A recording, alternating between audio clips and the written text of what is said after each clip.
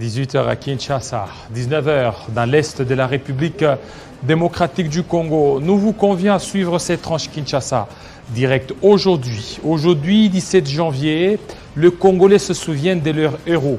Et aujourd'hui, Patrice Emery Lumumba et Mzee Laurent Désiré Kabila. Jules Banzé sera de nôtres.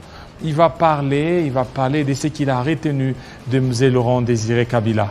Et après, nous allons parler de Kabound Gate. Donc, c'est ce dossier qui défraie certainement la chronique en République démocratique du Congo. Avec Jimmy Kitenge, communicateur du FCC, il sera des nôtres. On va essayer de voir qu'est-ce qui va changer lorsque Jama Kabound démissionne. Parce que ça sera probablement demain qu'il devrait déposer sa lettre de démission. Et aussi en troisième position, nous aurons Madame Marlette Odia, qui sera de notre pour parler. Est-ce que la ligne a-t-elle été franchie? Voilà ce qui fera la charpente de Kinshasa direct. C'est tout de suite. Voilà, 17 janvier, les Congolais aujourd'hui se souviennent de leurs héros. Monsieur Jules Banzé, bienvenue. Merci. Voilà, vous êtes coordonnateur du mouvement Congolais Debout. Oui, coordonnateur national et initiateur du mouvement sociopolitique Les Congo Debout. Voilà, les Congo Debout. Alors aujourd'hui, et comme hier, les Congolais se sont souvenus de Mzee Laurent Désiré Kabila. Et vous, qu'est-ce que vous gardez de ce héros national? Je garde de Mzee Laurent Désiré Kabila d'abord un père. Un père. Un père idéologique. Je suis parmi les anciens Kadogo que Mzee Laurent Désiré Kabila a recrutés. Ancien Kadogo. Ouais, j'ai travaillé au Palais de Marbre, là où on m'appelait Hôtel 5. Et on s'occupait de la communication. Après sa mort, on s'est démobilisé, rentré aux études pour venir continuer l'idéologie de Mzee Laurent Désiré Kabila autrement. C'est pourquoi on a mis en place le mouvement Le Congo Autrement, Debout. comment vous êtes en train de j'ai dit autrement parce que cette œuvre. J'ai dit autrement parce que les acquis de la révolution de Mzee Laurent Désiré Kabila allaient en disparaissant petit à petit. Mzee Laurent Désiré Kabila nous avait laissé le service national qui était par terre. Mzee Laurent Désiré Kabila nous a laissé notre devise, la démocratie, justice et unité. Quand d'autres personnes sont venues à côté de Joseph Kabila, nous sommes rentrés dans le moboutisme avec justice, paix, travail. La tête du lion comme totem que Mzee Laurent Désiré Kabila nous avait amené était partie. On a mis en place la tête du léopard. Donc on s'est posé la question, est-ce le moboutisme qui rentre en force? Est-ce le kabylisme qui continue? C'est pourquoi nous nous sommes dit, nous reviendrons faire et continuer l'idéologie de Mzee Laurent Désiré Kabila. Parce que vous parlez du service national, il y a déjà le service national qui a été relancé. C'est aussi une satisfaction pour vous. Mais relancé à quelle envergure? Relancé avec combien de tracteurs et avec quelle vision? Il y a un début de commencement. Oui, de desservir quel peuple? Un début de commencement, nous courons déjà vers 3 ans, n'est-ce pas? Il aurait fallu quelques 2 semaines ou quelques 6 mois pour que le peuple comprenne qu'il y a un lion à la tête du pays et que tout change automatiquement, comme on ne le pensait pas. Donc Mzee Laurent Désiré Kabila était un autre dirigeant. Il a imprimé une façon de gouverner le pays, pas seulement la RDC, mais l'Afrique autrement. Et maintenant, Mzee Laurent Désiré Kabila, tel qu'il est là, et vous, pourquoi vous ne vous êtes pas lancé dans un mouvement politique, dans un organe pour impulser certaines décisions qui devra certainement faire imposer votre vision? C'est déjà très difficile de se lancer dans un mouvement politique parce que ça a migré. Ou dans un autre mouvement, par exemple. Nous sommes des kabylistes authentiques. Ça a migré de MP à l'AMP, de l'AMP au FCC. Autrefois, on nous a condamnés parce que nous avons dit... Aujourd'hui, il y a Union Sacrée. Il y a Union Sacrée. Nous avons dit autrefois que à l'FCC, il n'y avait pas de kabylistes. Il n'y avait que des opportunistes. Nous les voyons aujourd'hui, n'est-ce pas? Autrefois, ceux qui ont traversé. Oui, on nous avait traité de tout le monde. Pourquoi? Parce qu'on avait compris, nous qui étions dans l'armée, nous nous sommes démobilisés pour continuer l'œuvre de Kabila. Autrement, nous avons compris qu'au FCC, il n'y avait pas de kabylistes, il y avait des opportunistes. Pourquoi nous poser la question? comment faudra-t-il comprendre le mouboutisme, plus le tshisekedisme, plus le lumumbisme, plus le kassavoubouisme est égal au kabylisme? Parce que les gens qui étaient tout autour au Kabila, au FCC, venaient de Mobutu, de Tshisekedi, de Lumumba, de Kassavoubou. Donc Joseph Kabila a fait ce que nous appelons au mouvement Le Congo Debout, le métissage politique et du prêt-à-porter idéologique. Et donc chacun de ceux qui étaient à côté de lui était en train de faire, selon ce qu'il a vu faire, son père idéologique. Nous l'avons vu avec quelqu'un qui était en train de défendre Kabila bec et ongle, qui a dit quand il est allé accueillir l'actuel président, je ne voulais pas en parler, mais il dit on pouvait demander l'autorisation à qui?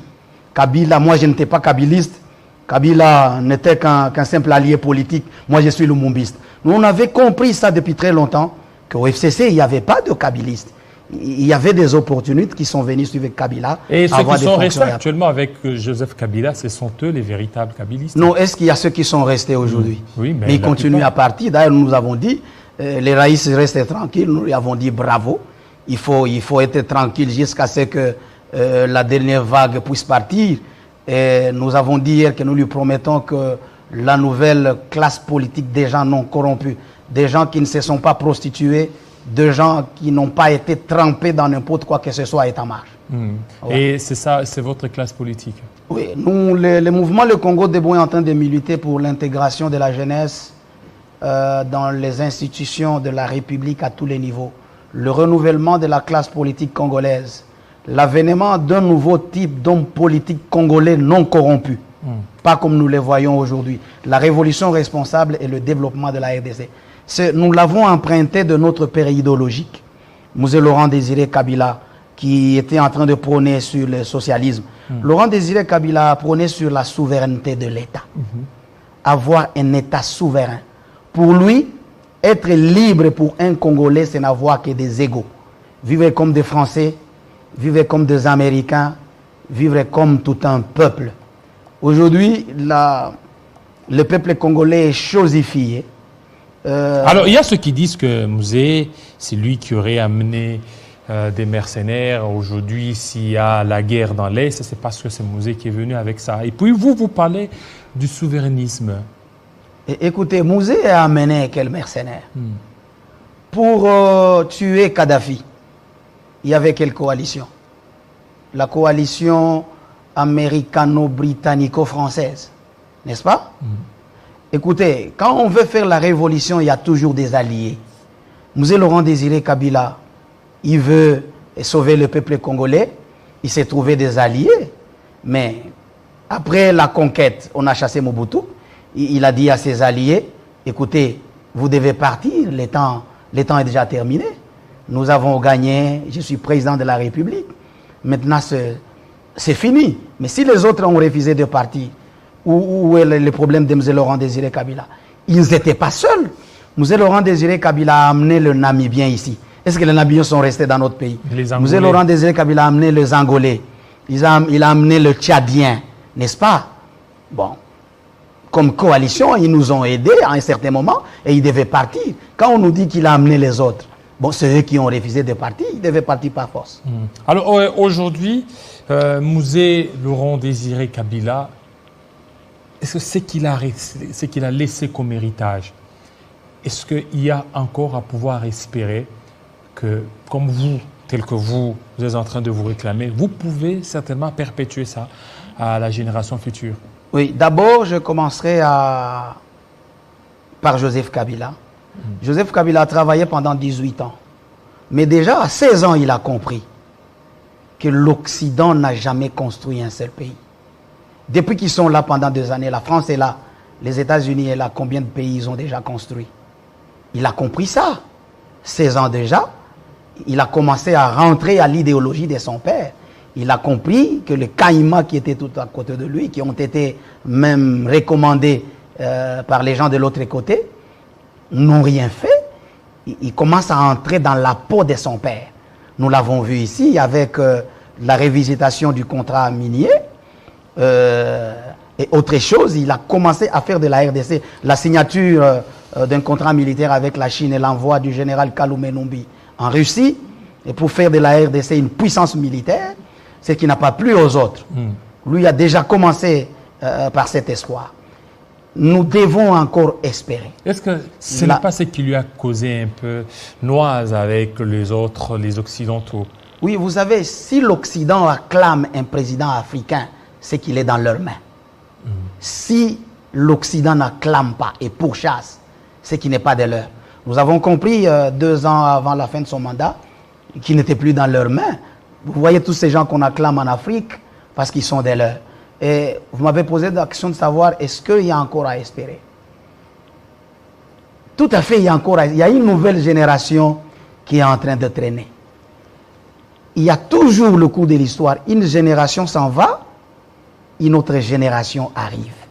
Nous avons laissé le temps à cette génération-là, que nous avons appelée la machine déjà programmée. C'est une génération qui avait été programmée par Mobutu, par Kasavubu, par Lumumba. Il y a une génération qui vient, une génération encore vierge, une génération qui n'est pas encore programmée. Et c'est cette génération-là qui va sauver les Congos. Ici, on n'a pas besoin, moi je disais, même si on a beaucoup de diplômes, on n'a pas besoin de beaucoup de diplômes, on a besoin du patriotisme, de l'amour de sa patrie. Qu'est-ce qu'on va faire pour notre pays? Qu'est-ce que nous pouvons faire pour que la République démocratique du Congo... Mais c'est ce qui est en train d'être fait, le patriotisme. On voit le chef de l'État qui se déploie presque partout pour amener les capitaux, pour faire en sorte que la RDC soit un pays émergent. Oui, les présidents de la République voyagent partout. Bon, je ne sais pas compter ces voyages. Quelqu'un me disait, je suivais sur le média plus de 126 voyages. Mais je suivais un confrère ici, Jimmy Kitenge, qui disait même pas un seul cambiste sur la terre congolaise. Bon, écoutez, le Congo a tout pour se développer. Magufuli a dit, je ferai l'Europe chez moi. Vous comprenez? Magufuli n'a pas voyagé partout, mais il a laissé son pays là où il devait le laisser. Mais si nous, on a fait 126 voyages, 3 ans après, on laisse le pays à quel état? Donc le Congo a tout. Même quand les gens disent que ce sont les Belges, ce sont les Américains. J'ai dit non, les Belges ne sont pas partis avec notre bois. Les Belges ne sont pas partis avec notre coltan. Les Belges ne sont pas partis avec notre bois. C'est une question du leadership. Il faut un leadership fort à la trempe de M. Laurent Désiré Kabila. C'est ce leadership-là qui vient, ne vous en doutez pas. Il faut un leadership très fort, pas un leadership léger. Un leadership qu'on dit, écoutez, accroupi, il est accroupi, debout. Il est debout, et tu veux aller dormir, il va dormir, comme nous le voyons aujourd'hui. J'ouvre une parenthèse, n'est-ce pas? Il faut construire une usine de traitement de l'or. Il faut construire une usine de traitement de notre coltan. Et cela nous fera 21 millions de dollars, n'est-ce pas? Oui. Pour l'or, c'est 15 millions de dollars. Et pour le coltan, c'est 16 millions de dollars. Mais on va signer le contrat avec le Rwanda, n'est-ce pas? Pour construire ces usines et qu'on va traiter nos minéraux là-bas. Mais pour acheter aux députés des Jeeps, il faut en perdre de 25 à 27 millions de dollars, si je ne me trompe pas. Mais c'est un montage financier. Même si c'est un montage financier. Non, je reviens. Si nous avons la possibilité de construire une usine de traitement de notre or à 5 millions de dollars, mais le programme Etchile Gelou, qui n'a accouché qu'une souris, mais a eu 14 millions de dollars. S'il fallait y défalquer, au lieu de signer le contrat avec un pays qui n'a rien à voir avec notre minerai, mais on prend sur 14 millions, on construit notre usine à 5 millions de dollars. Sur 14 millions, on en reste avec 9. On peut faire autant, n'est-ce pas? On a perdu ici 6 millions de dollars pour nous acheter de chinchard, seulement pour la ville de Kinshasa. Un bateau de pêche coûte combien? Nous avons l'océan Atlantique. Nous avons le lac Tanganyika. Mais le ministre de Pêche et Élevage s'est déjà lancé pour l'acquisition des bateaux de pêche. Tout cela, ça sera résolu. Mais c'est lancé pendant combien de temps? Non, c'est à peine. Parce qu'il ne reste qu'une année et demie, si je ne me trompe pas. Pour M. Laurent Désiré Kabila n'a pas trouvé de l'argent.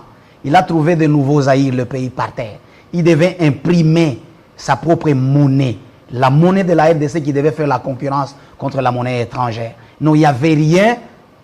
Joseph Kabila a laissé 1,5 milliard de dollars. Mais M. Laurent Désiré Kabila n'a rien trouvé en banque. Il a fait sa propre monnaie. Et cette monnaie qui a fait la concurrence avec d'autres monnaies étrangères. Mais Merci. aujourd'hui, on nous dit qu'il n'y a rien du tout, alors qu'ils ont reçu quelque chose. Et donc, c'est cette idéologie de M. Laurent Désiré Kabila qu'il faut suivre. Il a dit l'autoprise en charge et l'autosuffisance comme moteur de l'indépendance et d'une nation.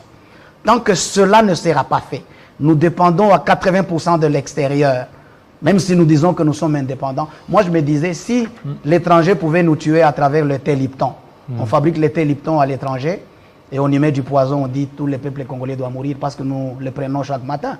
Nous devons tous partir, n'est-ce pas? Merci. Donc, merci beaucoup, M. Gilles Banzé, de votre passage, surtout pour nous éclairer sur l'héritage de M. Laurent Désiré Kabila. C'est moi qui vous remercie. Voilà, tout de suite, on va parler du dossier Kabunda ou Kabunda